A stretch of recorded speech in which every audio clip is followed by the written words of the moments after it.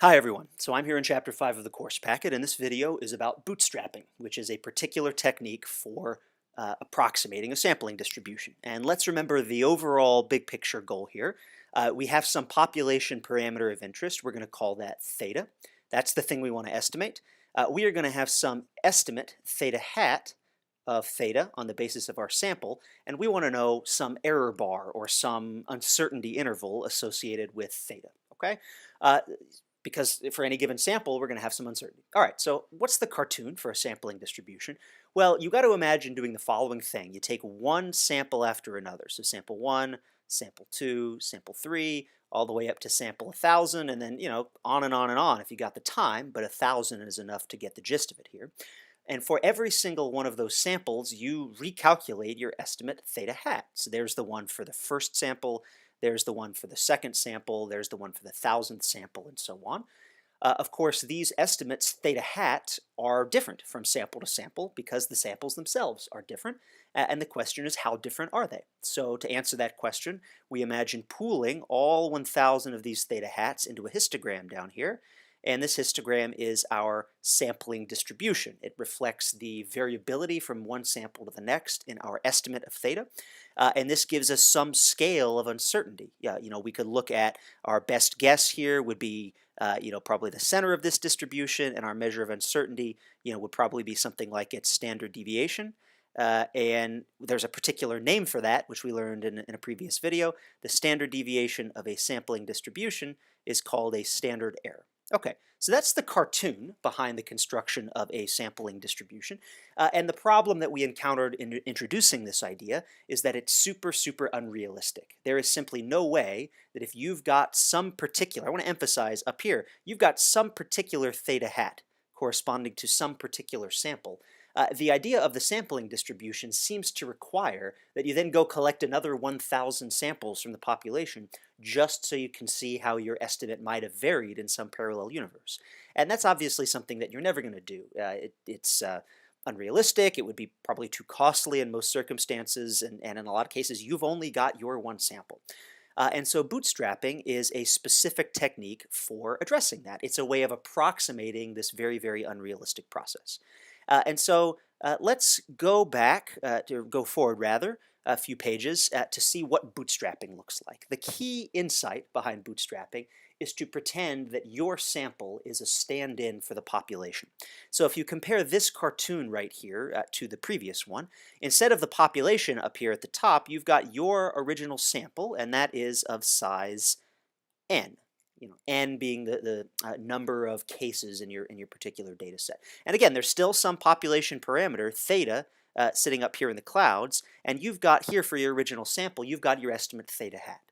So what do you do in order to approximate the sampling distribution? Well, you pretend that your sample is the population, and then you do everything exactly the same as if you had the population. So what does that mean? It means you take one sample after another, and we call these resamples. Resample 1, resample 2, resample 3, all the way up to resample 1,000, and you keep repeating this process until you've got lots and lots and lots of resamples from your original sample. And we call each of these resamples, we call these bootstrapped samples.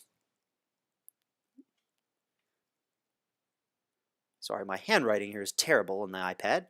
Call these bootstrapped samples. And that's just a synonym for resample right here. And what are these items? Well, remember, our original sample, I'll erase everything except what's important up here. Our original sample is of size n.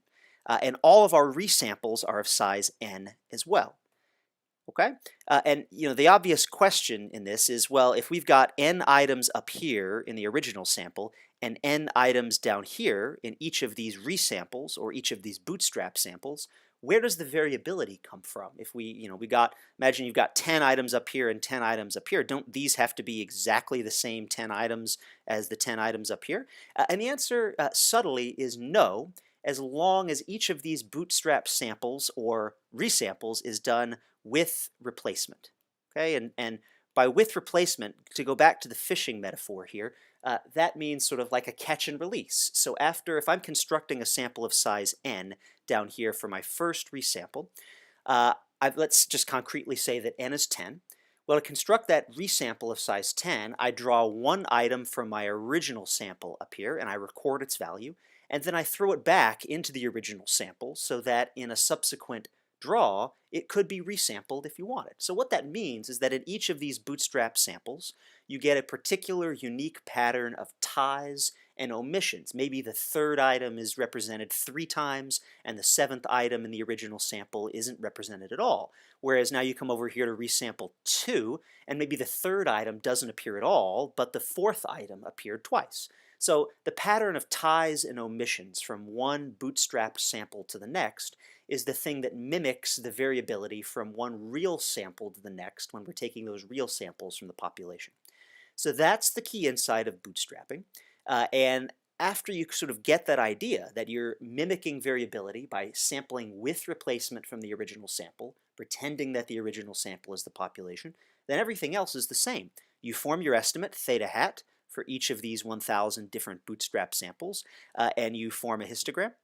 And that is called the bootstrapped sampling distribution. And again, as before, we had we would take, say, the mean and the standard deviation of this distribution as our estimate.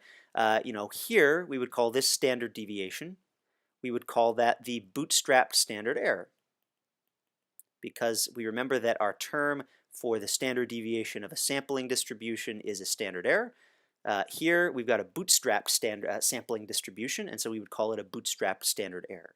Now this histogram right here, this isn't the true sampling distribution. It's an approximation, and the hope is that it's a reasonable approximation, a good approximation to what we would get if we could actually go back and take real samples from the real population.